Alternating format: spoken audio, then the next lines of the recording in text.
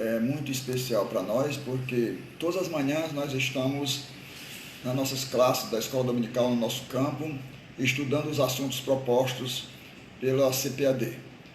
De modo que, ao tratar sobre essas bênçãos, eu quero dizer a todos que nós recebemos essas sublimes bênçãos porque são celestiais e procedem da Trindade divina para nós. Portanto, cada pessoa da Trindade nos abençoa.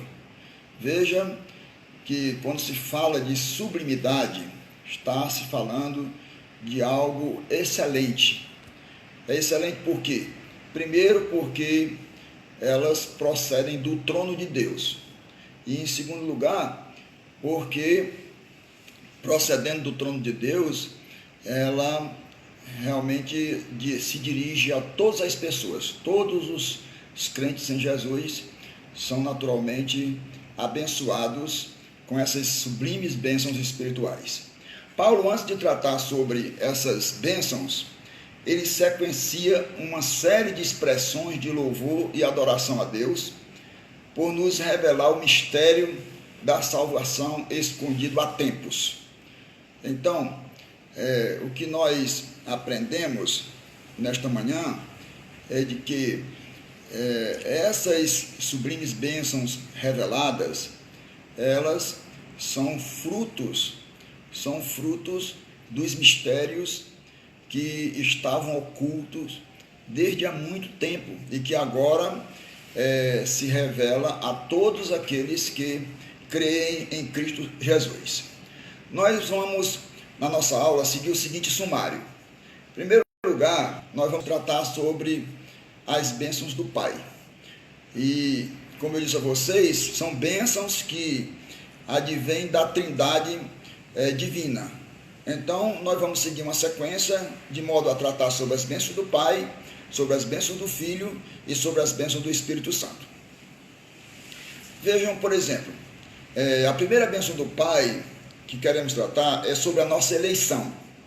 Essa eleição, ela se deu na pessoa de Cristo. Essa é uma sublime doutrina que nos mostra que Deus não escolhe pessoas por si mesmo, mas em Cristo. De modo que a eleição dos escolhidos de Deus é cristocêntrica. Olha, meus queridos ouvintes, meus amados alunos da Escola Dominical, o Senhor, ele, ao tratar da nossa eleição, ele converge essa eleição para a pessoa de Cristo. Quer dizer, ele nos elegeu, certo? Uma eleição eterna por meio de Cristo. Não é fruto de um mérito pessoal e não é, por exemplo, uma eleição feita em si mesmo, mas vejamos que o Criador de todas as coisas, ele converge essa eleição para o seu Filho Jesus Cristo. Damos graças a Deus por ele. Louvado seja o nome do Senhor. Quando trata de eleição, a gente já começa a ver algo muito sublime, porque não é uma coisa assim que partiu, por exemplo, de nós. Não. A eleição expressa a vontade de Deus para nós. De modo que, quando a gente observa um processo eletivo humano, a gente vê que essa eleição já assume uma postura muito mais diferente de uma simples escolha, certo? Onde, por exemplo, existem certo apadrinhamento. Quando se fala de eleição, está se falando de algo legítimo, expressa a vontade do povo. E no caso da eleição que nós estamos tratando aqui, expressa a plena vontade de Deus.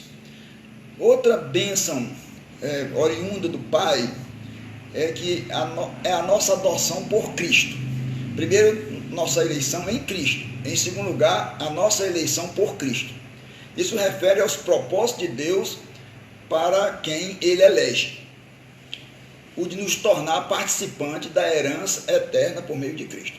Veja, meus irmãos, as eleições humanas, elas normalmente seguem um rito e tem também um limite, né? Um limite de tempo.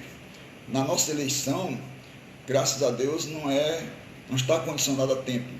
A eleição que Deus nos proporciona é uma eleição eterna, é um gozo perene na presença do Senhor.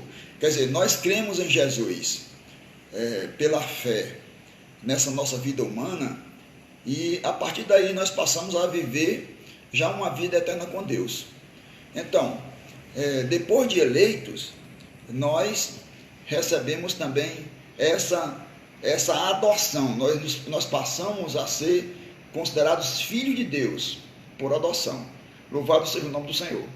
E eu quero que os alunos que nos escutam, que eles sintam o valor dessa eleição, que eles desfrutem dessa eleição proporcionada por Deus através de Cristo. Aqui na Terra, seguramente, essa eleição nos confere, por exemplo, segurança, reforça a nossa esperança, nos dá a plena convicção de que nós não temos pai, nós não temos paternidade. Eu acho que algo que mais confere segurança a um filho é saber que ele tem um pai. E simplesmente ter um pai no sentido físico já é importante. Muito mais importante é termos um pai eterno, o nosso Senhor, o nosso Pai Celestial. De modo que essa eleição ela está plenamente concretizada. Não é um mito, não é uma história, é uma eleição de verdade. A outra bênção que procede do Pai é que nós fomos eleitos, nós fomos adotados com um propósito, para louvor da sua glória. Isso confirma o propósito de Deus para o qual nós fomos eleitos. Certo? Então, significa que a nossa vida em Cristo é a manifestação terrena dessa glória. Certo? Então, a glória de Deus, ela está manifestada em nós aqui na terra. As pessoas que nos olham, elas veem Cristo em nós. Certo? Essa é, portanto, uma eleição ou um propósito maravilhoso de podermos revelar a glória de Cristo aqui na terra. Quer dizer, as pessoas veem Deus através de nós. Então, nós, depois de purificado pelo sangue de Cristo, depois de eleitos, aí nós passamos a revelar a glória de Deus aqui na terra. E não somente essa revelação, mas a nossa adoração deve contagiar outros a se envolverem nesse culto. Ou seja, vocês observem de que nós individualmente somos os veículos de manifestação dessa glória de Deus. E com isso nós cultuamos ao Senhor. E esse nosso culto não se resume nisso. É que a nossa alegria, o nosso louvor, a nossa vida de testemunho, o que ela faz? Ela contagia outros a se envolverem nesse mesmo propósito de adorar o Criador de todas as coisas. Então, são isso que nós falamos de sublimes bênçãos, certo? E nessa primeira parte, nós estamos aqui mostrando para vocês as bênçãos que procedem do Pai. Agora nós vamos falar sobre as bênçãos que procedem do Filho. Em primeiro lugar, eu devo dizer a vocês que o Senhor Jesus foi quem nos redimiu. Ele nos redimiu. Essa redenção por Cristo, que foi feita pelo Senhor, é uma redenção através do sangue de Cristo. Foi o preço que Ele pagou pela nossa redenção. Entendam todos de que esse é um preço muito alto, o preço de sangue. Quer dizer, a redenção do pecador custou, certo? O sacrifício ou o sangue de Cristo vertido na cruz do Calvário. Eu quero dizer que nenhuma pessoa, nenhum ser terreno ou de outra linhagem espiritual poderia prover essa redenção para as pessoas. De modo algum. Só o Senhor Jesus foi quem pagou o preço da nossa redenção. De modo que não há nenhum substituto para o sangue de Jesus. Ele é único, certo? Ele é de um valor sublime, razão pela qual nós que vivíamos sobrecarregados de pecados, agora estamos com essa conta paga. Essa dívida foi paga com o alto preço do sangue de Cristo vertido na cruz. Aí a gente pode se lembrar daquele hino da harpa cristã 235, comprado com sangue de Cristo, comprado com sangue de Cristo. Aí o coro, o autor diz, já sei, comprado com sangue eu sou. Então, meus irmãos, você realmente tem valor, porque foi o sangue de Jesus que nos redimiu. Outra bênção vinda do Senhor Jesus é que Ele nos perdoou, quer dizer, nos livrou do fardo de pecado que tínhamos, fardo esse que impedia a nossa mobilidade. Nós estávamos presos, nós não podíamos dar um passo, porque estávamos sobrecarregados com o peso dos nossos pecados. Essa culpa que nós carregávamos conosco nos impedia a mobilidade. Mas depois dessa conta paga, depois de redimido, depois que o Senhor Jesus nos perdoou, aí fora modificada a nossa situação. A nossa mobilidade agora é maravilhosa. Podemos nos mover para Deus, certo? É como disse o escritor aos Hebreus, que aquele que se aproxima de Deus é necessário crer, certo? Ninguém pode se aproximar de Deus sem fé, ou ninguém pode dar um passo em direção a Deus com o fardo de pecado. Ele nos impede a mobilidade. Então, agora livre desse fardo que colocamos ao pé da cruz, agora a nossa mobilidade está facilitada para irmos ter com o nosso Senhor, com o nosso Pai. Então, essa foi uma outra bênção que o Senhor Jesus nos proporcionou. Em terceiro lugar, Ele revelou a vontade de Deus para nós.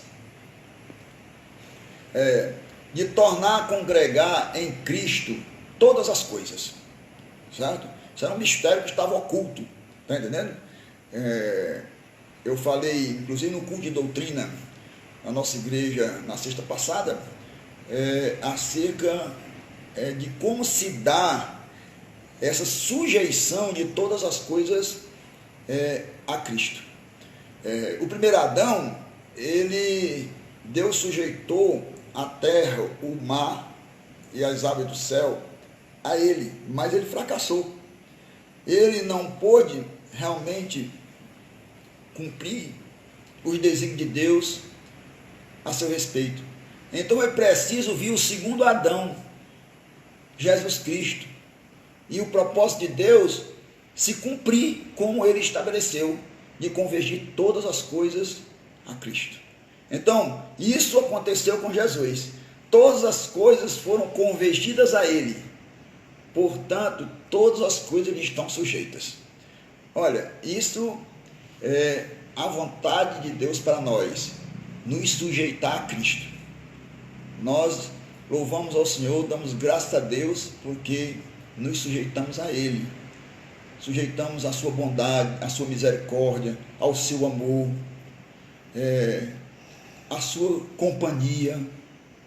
Ter Jesus é ter uma grande bênção, é ter um grande tesouro na vida. Então, caros alunos, caros irmãos ouvintes, essa é uma sublime bênção, ter Jesus na sua vida. Glória ao Senhor. E por último, quarto lugar, certo? Ele nos fez herança. Ele não nos deu simplesmente uma herança, mas nos fez sua herança por Cristo, certo?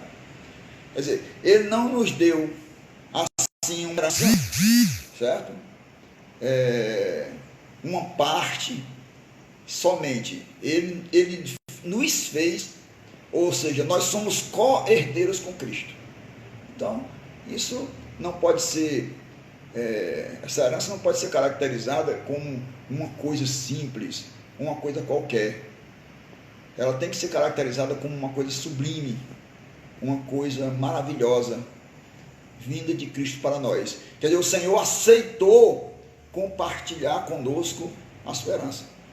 Então nós somos co-herdeiros com Ele. Glorifique ao Senhor por esse seu novo estado, essa sua nova vida em Cristo.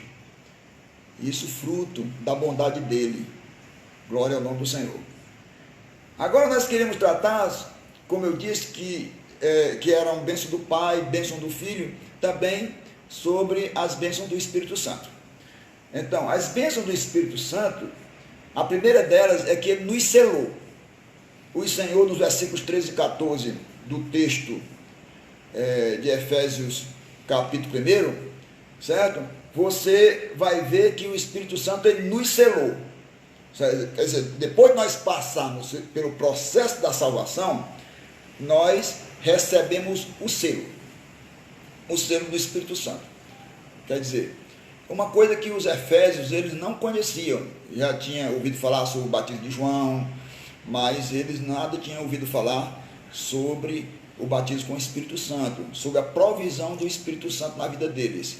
E agora Paulo traz uma mensagem inovadora, porque a mensagem do Espírito Santo é uma mensagem inovadora, porque ele, na realidade, ele é quem carimba, ele é quem confirma de verdade, certo? Todo o processo da salvação, certo? Esse processo envolve a crença no Evangelho, esse processo, ele envolve, anteriormente, ouvir o Evangelho e depois a crença, envolve esse processo, e depois é que vem o selo, né? Que vem o carimbo, para indicar que nós estamos autenticados, nós somos realmente propriedade de Deus.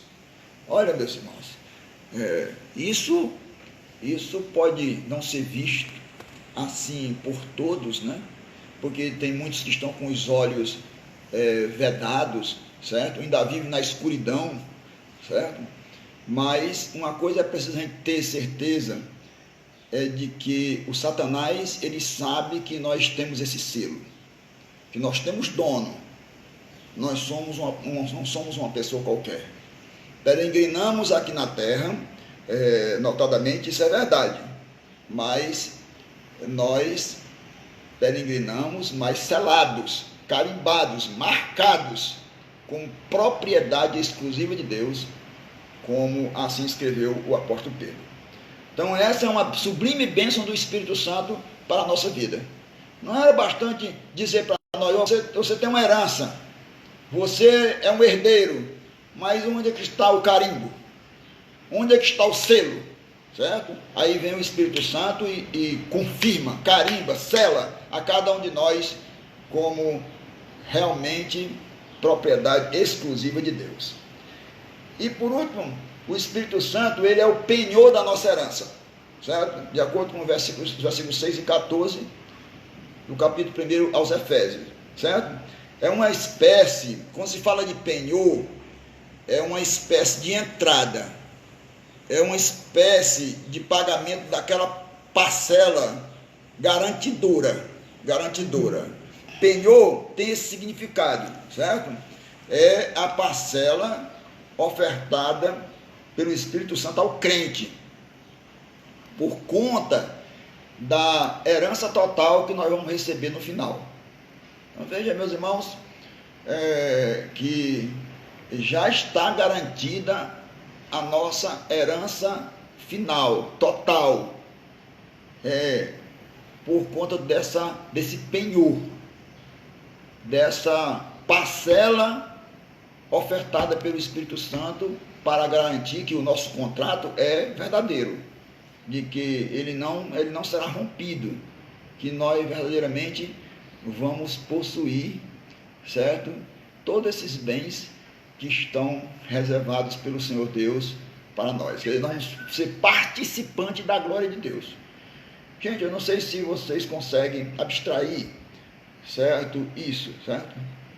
Mas a gente vê que as pessoas humanas, certo? Se sentem muito agradecidas e, e muito felizes quando, por exemplo, o patrão ou quando o dono de uma empresa, certo? Faz com que ele, como empregado, se torne participante dos lucros.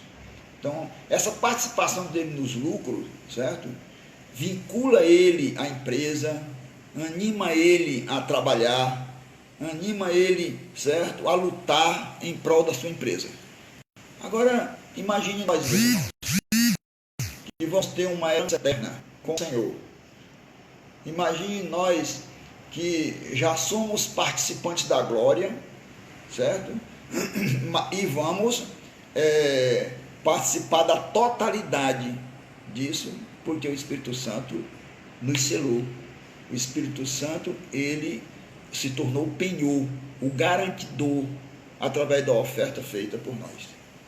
Então, louvemos a Deus, louvemos ao Senhor, porque Ele é maravilhoso. Essa lição nos mostra realmente a sublimidade da bênção da Trindade sobre nós. As bênçãos do Pai, as bênçãos do Filho e as bênçãos do Espírito Santo. Quer dizer, os três contribuem para a nossa salvação, para a nossa redenção, para a nossa eleição. Os três juntos realmente participam desse processo salvador e cada um de nós já experimentou, certo? Em parte, porque nós aguardamos, na realidade, a nossa soberana vocação, que muito breve vai acontecer. Vai acontecer. Então, esse é um tema realmente relevante para que cada um de nós pense. Eu queria só ainda como tratando sobre o caso da penhora, ou do penhor, ou da oferta feita pelo Espírito Santo,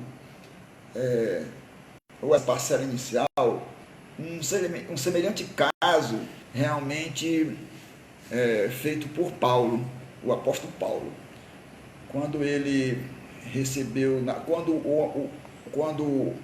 o escravo Onésimo, fugitivo de Filemon, certo, foi ter com Paulo, e lá onde Paulo estava na prisão, ele creu em Jesus. Tendo crido em Jesus e servido a Paulo por um tempo, Paulo o devolveu para o seu senhor Filemon e disse para ele que ele agora ia voltar para ele, mas não mais como escravo, mas como livre, e que ele não recusasse de modo algum, nem nada fizesse com ele, e se alguma coisa faltasse, creditasse à conta dele, ou à conta de Paulo. Então Paulo garantiu, Paulo foi o penhor do retorno de Onésimo a Filemon. É como se Filemon devesse a Paulo, certo? Então Paulo resolveu agora ofertar uma parcela, certo? Para que ele fosse aceito na casa de Filemon, não mais como escravo, mas como livre. Veja, meus irmãos, veja o significado maravilhoso dessa bênção. Então são essas sublimes bênçãos do Senhor sobre a vida de cada um de nós. E nesta manhã, esse tema, essa doutrina, certo? Ela reforça cada vez mais, nos ilumina cada vez mais acerca da situação de cada um de nós como crente em Jesus. Então, diante da sublimidade das bênçãos divinas para nós reveladas, glorifiquemos a Deus com inteira certeza de fé, até chegarmos ao pleno gozo da nossa herança com Cristo. Que o Senhor abençoe a todos os alunos da escola dominical, que o Senhor realmente os mantenha firmes, fortes, certo?